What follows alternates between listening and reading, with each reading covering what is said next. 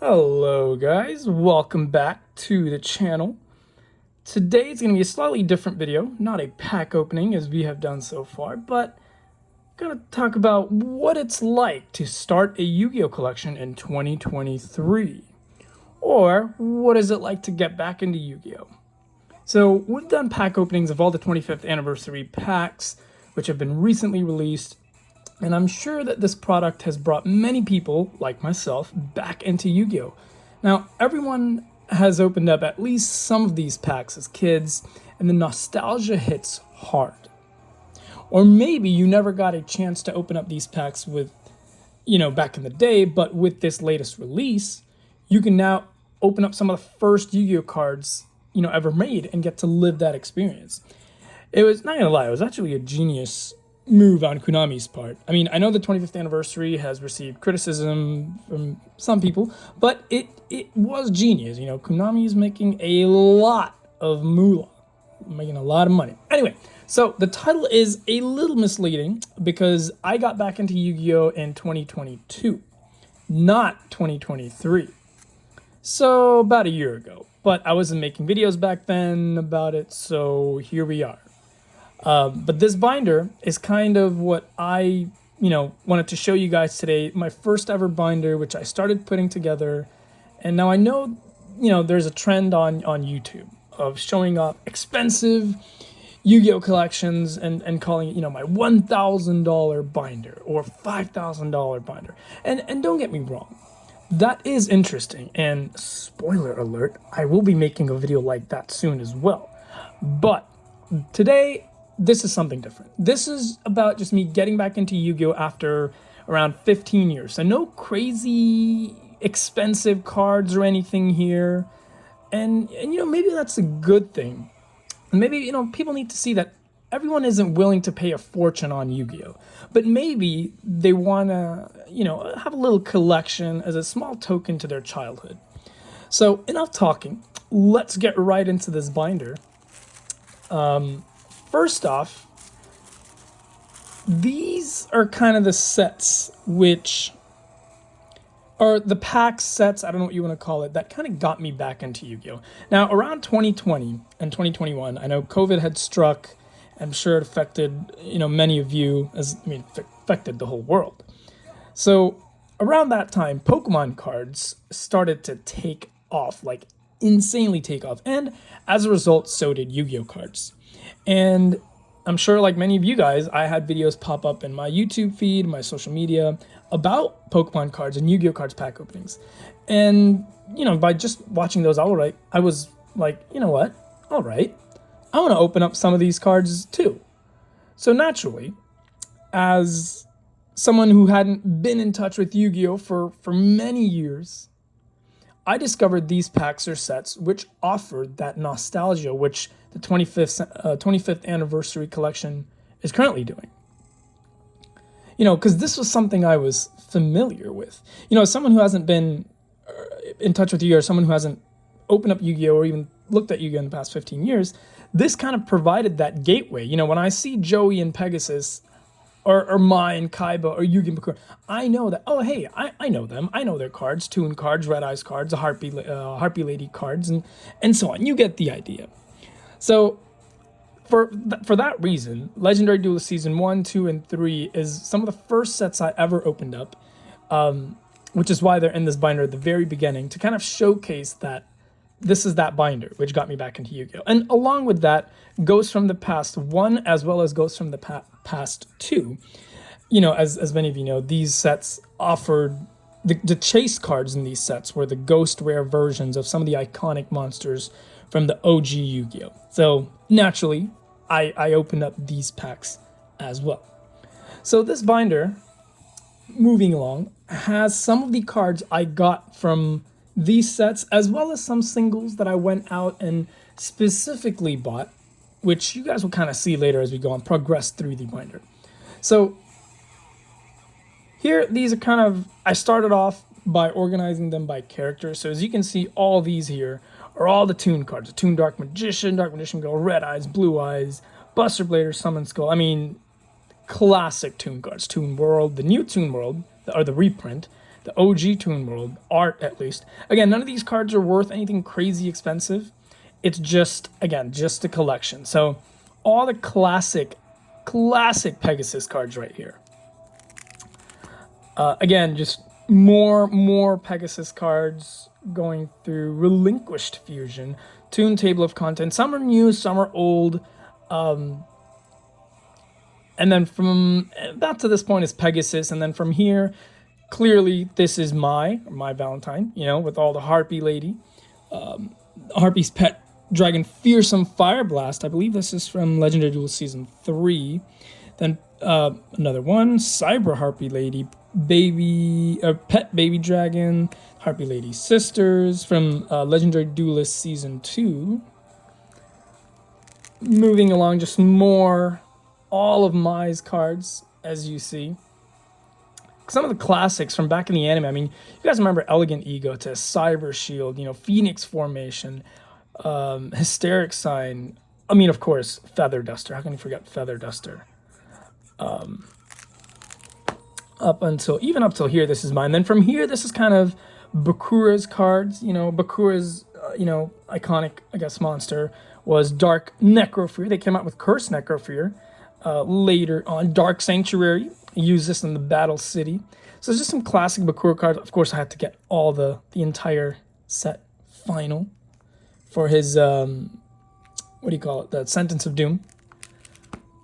A couple more just random Bakura cards, and then this page, I don't think I need to say anything, but this is definitely Mako Tsunami. You see all the legendary fishermen, his Tornado Wall, legendary ocean, you know, classic Mako Tsunami cards. So kind of a page dedicated to Mako. Going along right here, obviously we're into Weevil with all his insect cards.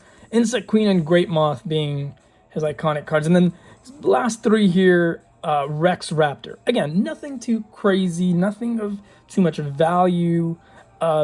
Just some iconic cards or cards that I like from, you know, the characters from the OG Yu-Gi-Oh anime. Up here, top three, these are from Teia's cards, because Teia had these fairy cards. Her deck was a fairy deck. So a couple of those. Then some iconic monsters like Celtic Guardian and Alternate Arts. I mean, obviously, this is Obnoxious Celtic Guardian, not just Celtic Guardian. Reprint of Jinzo. Just some... This is based on Curse of Dragon. Again, Guiltia. Another modern day, I guess, reprint or version of Guiltia. Now, funny enough, right here, this page. Now, from Legendary Duelist Season 2, this was the chase card. So from that entire set, the Blue Eyes Abyss Dragon was the most valuable card at that time. So when I opened it up, it was insane, because I wasn't opening up cards at that time when I was just getting back into Yu-Gi-Oh! For the purposes of, you know, having valuable cards or cards worth like $100, $200. I was just opening up for fun, for pure nostalgia. And when I pulled this, I'm like, I don't recognize this card, but I just pulled the most sought after card in this set in Legendary Duelist Season 2, because this card at the time, it was the only printing of this card, and it was worth, I think, $55 or something. And then Bingo Machine Go was worth like $35, $40. So to pull both of those was an amazing feeling, and I think that this is the reason why my addiction grew, and I just wanted to open up more and more, because I realized, like, hey, actually, do I have good luck now? Because I never had good luck as a kid. I never pulled anything as a kid, but I'm like, I pulled the best two cards. Obviously, this card is now not worth $55, because it's had, I think, 2 or even 3 reprints by this time, so it's not worth anything. Not sure about Bingo Machine Go's value. But anyway, that's kind of a funny story there. So my first, I guess, quote-unquote, valuable card I ever pulled. This, again, I just bought these singles because these are some of my favorite cards from back in the day. I used to run both of them in my, like, deck as a kid. It wasn't even, like, for my first booster pack or anything. I always liked Pale Beast. I don't know why. Pale Beast was, like, a favorite of mine. So I had to have it. And then around the time I was going into my local stores, my Yu-Gi-Oh stores or TCG stores, and buying like the Legendary Duelists or the Ghosts from the Past, what I kept hearing from everyone was this whole Ash Blossom, hand traps. I heard that everywhere. I heard that term everywhere. And I was like, what's a hand trap? And what the heck is this Ash Blossom? So obviously, I came to know that these are the cards, and this is how modern Yu-Gi-Oh works. So I was like, you know what? I'm getting back into Yu-Gi-Oh with nostalgia, and this is like the current trend. So I just picked up all versions. I don't even know if it's all versions, like all related cards to Ash Blossom, like Ghost Spell, Red Blossom. I don't know. Guys, I don't know about new Yu-Gi-Oh. I really don't. But I was like, if this is the trend of current modern day Yu-Gi-Oh, and while I'm getting back into it, I just want to have this as kind of a reminder. Like, hey, when I was getting back into it, these were or at least some of the go-to cards. Obviously not all of them, but just, yeah. And right here, we go into Yu-Gi-Oh! GX. Now, I never completely watched GX. I watched the entire, the first anime of Yu-Gi-Oh! And then GX, I kind of watched like a season or two. And then I never finished it. I just kind of left it halfway. I wasn't not even sure if season 2 is halfway. But I do know some of the GX cards, like some of the Elemental Hero cards. So that's why I kind of had... And this was also from Legendary Duelist Season 3? Yeah, Season 3. So these are all part of that set, and I opened up a bunch of that set. So here's a page of, not all, but some of the most iconic Elemental Hero spells and traps. I didn't get too many traps, so I have these spells. Here we have some evil heroes as well as some elemental heroes. Now this is the OG first edition POTD elemental hero Neos. It's in terrible condition, guys, so it's not worth much, but one of the few cards which survived the 15 years of my absence from Yu-Gi-Oh!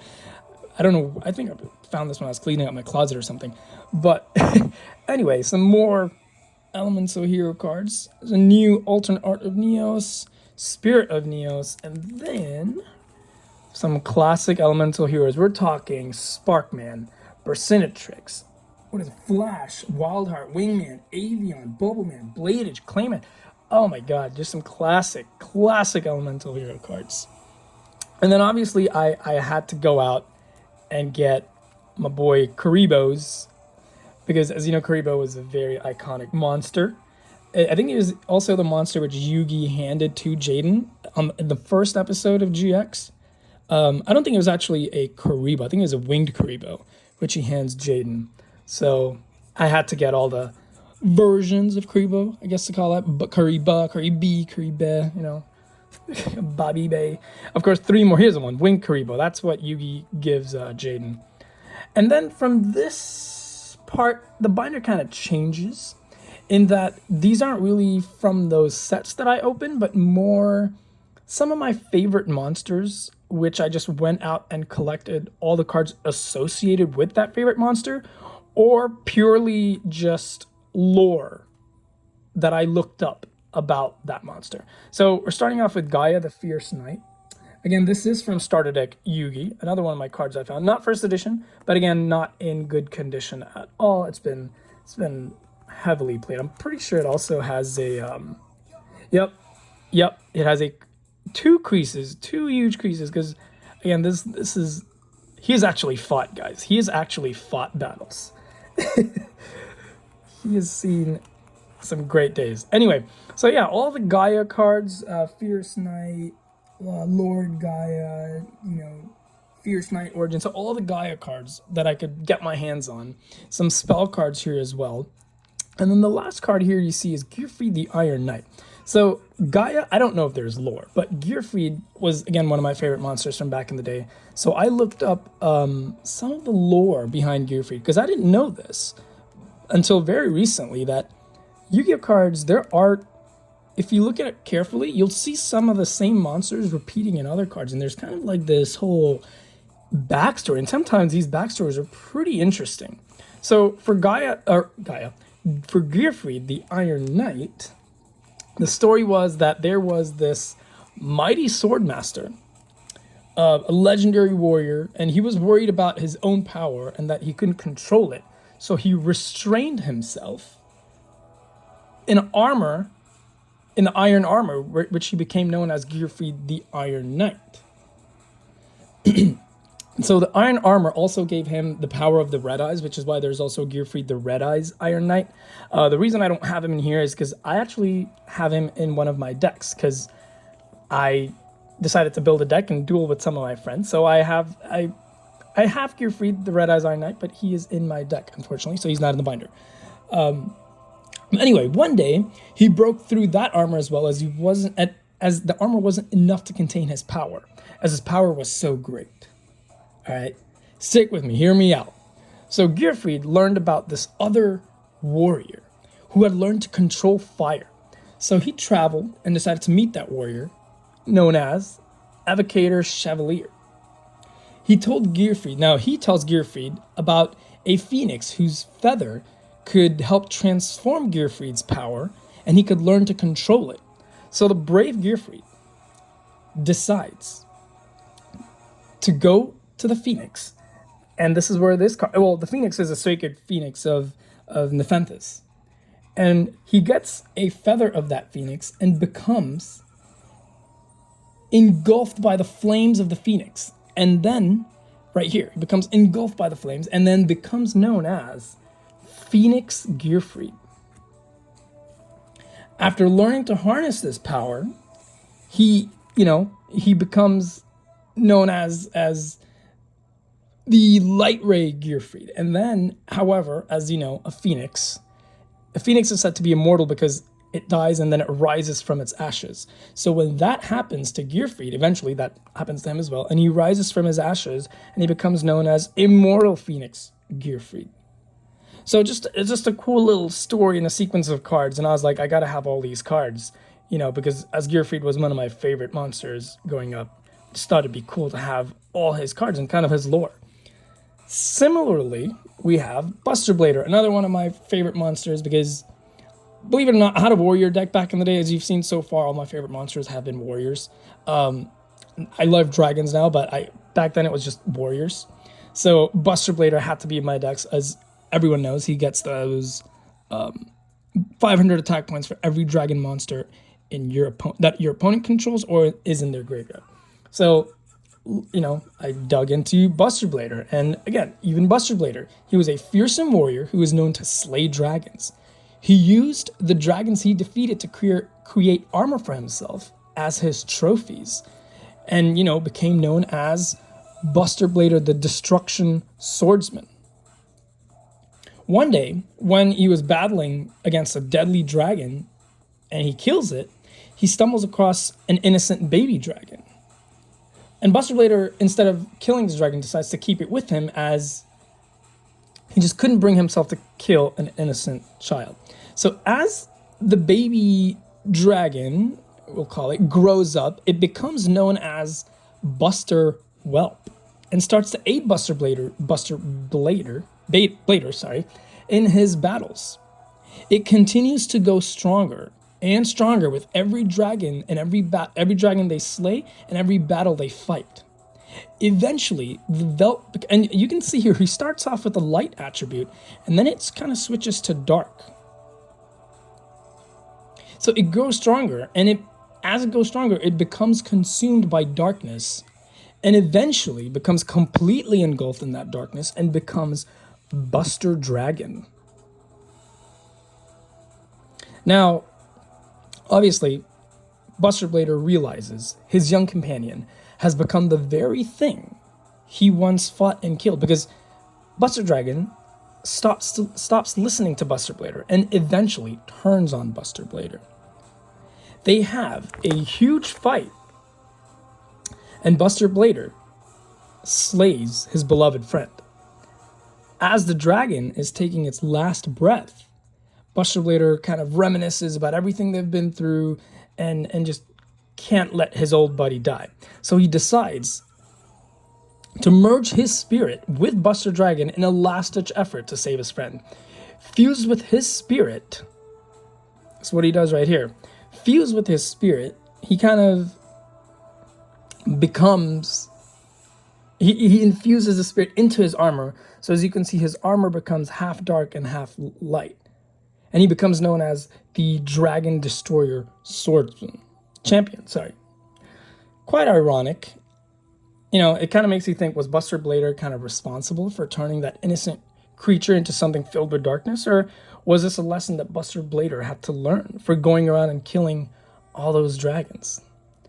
I don't know. I just thought that was a very cool story and thought I had to have the whole shebang. So again, not crazy value, but just cards that I like and kind of the story behind those cards. Now, the knights, no story here, but again, they're warriors, as you can clearly see. The trend continuing. So Jack, Queen, and King's Knight.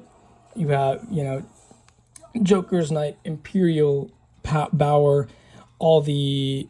Now, funny story, I have Arcana Extra Joker. No idea how Link monsters work at this moment, or XZs. So I was someone who knows up to synchro summoning, but Links and Pendulum, Pendulums, I don't even know. I don't even know what that is. It's like a half spell card, half monster looking thing. But anyway, yeah, these are all the King's Knights, Queen's Knights, Jack Knights related cards. Again, some of my favorites, so decided to have them in here. Moving along. Ooh, we have the legendary 6 Samurai. Quite interesting right here. So, Shien is actually based off a historical figure from Japan. So, this is not entirely just made up, it's actually kind of true. So, the story kind of goes where Shien was a young warrior who makes a name for himself during all the wars going on in his land. He has his legendary horse, the Ebon steed, and his crimson armor is red, showing all the blood of his enemies, which he has spilled. And he obviously eventually becomes the leader of the first generation of the 6 Samurai. They're known as the legendary 6 Samurai. Because, you know, he was tired of all the fighting in his land, and he wanted to unify all the kingdoms and have peace. You know, this card kind of right here. So he finds and enlists 5 others, samurais who are the greatest samurai in the world, and together he forms this legendary 6 Samurai type of leadership, I guess, or group, you can call it. So the first one was Kizan. Kizan becomes the Grand Master after he retires. Then there is Enshi, who becomes the Chancellor of the 6 Samurai after he retires. Then there is Kageki, who becomes the Chamberlain.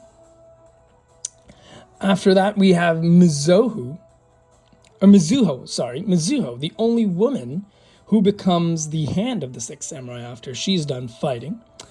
And then last but not the least, certainly, we have Shinai. Shinai was actually the most trusted by Shien, and he was one of the greatest fighters of all the 6 Samurai, and he was known to escape death. That's kind of literally what the name Shinai translates to. And ironically, though, he's the only one who dies in war. So that's why his I guess, later card is just the spirit of the 6 Samurai, which is just his armor, and it's just a spirit there. He doesn't have a job because he dies in battle. Now, low-key, on the down low, Mizuho and Shinai were apparently a thing. They were in love, allegedly. But after Shinai dies, that's why Mizuho decides to join the religious order and not fight anymore, because she's too disturbed by his death. Now, we have Kagemusha. Remember him from LOB? So Kagemusha looks very similar to Shien, and he is in fact Shien's body double. So essentially, he's someone who is used to divert assassination attempts, or if, you know, if there's a fight, he will go out in Shien's place. So he becomes known as Kagemusha of the 6 Samurai. Just a side note, so we had the 6 original legendary 6 Samurai, but Kagemusha is very important to this story right here. So as we move forward, what happens is Kagemusha discovers... Here, let's go back actually. Kagemusha discovers that Shinai was actually set up and killed by Shien. Shien used to fear Shinai as he was the best fighter. So it makes it look he makes Shinai's death look like a simple wartime casualty. Kagemusha somehow finds this out. He finds this out and he goes and tells the others. When they hear it, they're all shocked, but after confirming it, they couldn't stand that their leader has become this power-hungry warlord now. So they confront him, and a legendary fight breaks out between Kagemusha and Shien. Now, Kagemusha, obviously being Shien's body double, knows a lot about Shien's fighting style and everything, as he has to mimic it. He defeats Shien. He defeats Shien in battle. That's why you see legendary secret of the Sixth Samurai is Shien's armor, but it's kind of just Shien's spirit in there. So Shien also becomes a spirit, just like Shinai, the guy he killed. And the rest of the samurai then decide that Kagemusha should now rule, as he was his body double. No one would ever know. That's why he is called the shadow of the Sixth Samurai, Shien. This is not actually Shien, but it's actually Kagemusha in Shien's place. The way you can tell is his red hair. If you guys can see, he has red hair all throughout his cards. He has red hair here, he has red hair here, and Shien doesn't have red hair. Shien has black hair. So right here, this is actually Kagemusha. It's kind of cool to know that there's this whole story arc in the back. Now here's another plot twist. The red hair that Kagemusha has, somebody else had that red hair. That's right, none other than Shinai. Shinai has the red hair too. Turns out Kagemusha is actually the son of Shinai and Mizuho. This is also Mizuho, so that's why I keep pointing here. But he's actually their son. And this is how he uncovers that secret about how his father was killed. And then he decides to avenge his dead father. So that's the whole story of the legendary Six Samurai. And then these are the next generation of Six Samurai. So just something I thought was interesting. Then moving along to Warrior Digreffer. He also has a cool little story. His arch nemesis is this warrior lady of the wasteland. They have this epic fight. She gets knocked off and gets sent to a different dimension where she trains and becomes an even better fighter in the different dimension. Then she returns from the different dimension. When she returns, they have another fight. Now, as she has learned to use the different dimension, she opens up a portal and knocks Warrior Digreffer into the other dimension. She sends him into the other dimension. Over there, when he comes, he is a legendary warrior, so even in the other dimension, he puts together a huge force called the Eight Forces, and he conquers, and they have many battles. After fighting all these battles, he's tired, and he comes across two paths, a dark path and a light path. This is where we kind of have three divergent timelines. First timeline is he takes the light path, meets the spirit Ryu, and becomes Ryu Senshi. It's a happily ever after great story. He learns the power to travel between different dimensions, similarly to how DD Warrior Lady does and happily ever after. Second timeline is he goes down the dark path, and where he finds this metal silver armor. Now this armor is actually corrupted in darkness. He doesn't realize it. Being power hungry, he lets go of that sword he has had since he was a child. This legendary swords which he has carried. He lets that go in place of this armor and double blades, making him Dark Blade. When he comes across the pitch black dragon, and he becomes Dark Blade, the Dragon Knight, and causes havoc in the other timeline. Timeline 3 is he goes across the light path and comes to the power of the Guardians, or he goes across the dark path and still comes to the power of the Guardians. Over here in the power of the Guardians, this chamber, he picks up a sword or a new weapon, which again is supposed to be the good guy type of thing. So he has his light attribute here, and he becomes the Night Day Greffer. supposedly he picks up an evil weapon where he becomes Dark Grepher, and he becomes evil over time. Then his evil self and good self come across each other in the different dimensions, because his evil self goes back to the original timeline where DD Warrior Lady knocks him back, and in that he meets his good self.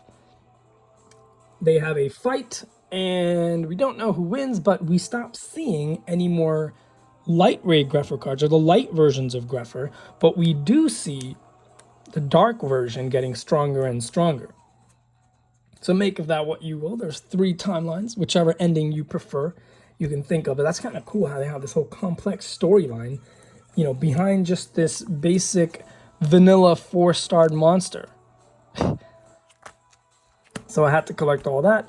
And then down here, from here, are all the Noble Knight cards. No story. I mean, there is a story, but I'm not going to go too deep into that. But again, these are all the Noble Knights. Again, Warriors, some of my favorite cards from back in the day. So had to go out and collect all of them. I'm still missing one here, which I need to collect. But yeah, just a cool set to have. And that's kind of the end of this binder. We just have the Exodia pieces casually lying here. They're not LOB. They're nothing special. Again, but that's kind of the point of this binder, and I kind of wanted to tell you guys that if you're someone who's starting out and starting a Yu-Gi-Oh collection, you don't have to go after those expensive cards. Or your collection doesn't need to be worth something. You know, it doesn't always have to have a monetary value to it. Sometimes it could just be a token of your childhood, just something for you to have. You know, you can go out and start a collection in a very cost-effective manner. Just go out and get your favorite cards, or like I did kind of here, your favorite cards, and then all the cards connected to them, like all different versions of them, maybe different artworks. And remember, there will always be expensive and cheap versions of the same card. Say you like Blue Eyes. Well, there's so many cheap Blue Eyes out there. There's alternate arts, there's tablet art, you know, there's so many different arts which you can get for cheaper. So just, if you're trying to collect, go with what you like, go with what you're interested in, and there is something out there. It doesn't always need to be crazy expensive.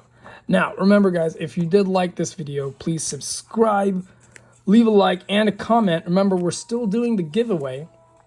The giveaway being, I'm going to open up one of these 25th Anniversary Legendary Collection mini boxes, and I'm going to give away each booster pack to 6 of you guys who are subscribed. Leave a like and leave a comment. So remember, and the 7th person will win these promos. So make sure you are subscribed for the giveaway. The giveaway will be my next video, maybe in a couple of days. I just wanted to kind of try out this different video because I know so far we've just done pack openings, which you guys seem to really enjoy.